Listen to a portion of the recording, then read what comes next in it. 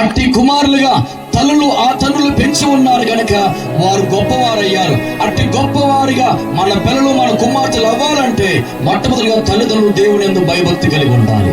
అప్పుడు వారు మన బల్ల చుట్టూ ఒలివ మొక్కల వలె ఉంటారు, ఆశీర్వాదకరంగా ఉంటారు. ఇంకా చెప్పాలి అంటే చాలా విషయాలు ఉన్నాయి. ఒక మాట చెప్పి ముగిస్తాను.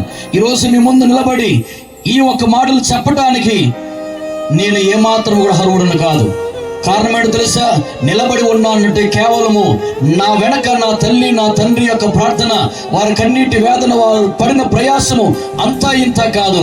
వారు వెలివేయబడిన వారు ఊరు నుండి, కులం నుండి, గోత్రం నుండి, సమాజం నుండి వెలివేయబడిన సమయాల్లో క్రీస్తు కొరకు నిలబడి చేసిన ప్రార్థనలు దేవుడు మమ్మల్ని అనుగ్రహించినప్పుడు ఈరోజు ప్రపంచవ్యాప్తంగా రాష్ట్రాలు, దేశాలు దేవుడు తన సేవకులకు తన పనివారిగా దేవుడు నడిపిస్తున్నాడు. నేను ఒక్కనే కాదు, ఇదే స్టేజ్ మీద నాకంటే పెద్దవాడు మా అన్న ఉన్నాడు, నాకంటే చిన్నవాడు తమ్ముడు ఇక్కడ ఉన్నాడు.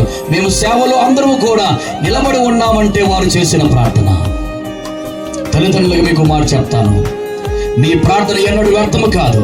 మనం పొందుకున్న బహుమానాల కొరకు మనం కన్నీరు విడిచి ప్రార్థన చేస్తే మన ప్రార్థన ఏదో ఒక రోజు వారిని గొప్పవారిగా చేస్తుంది.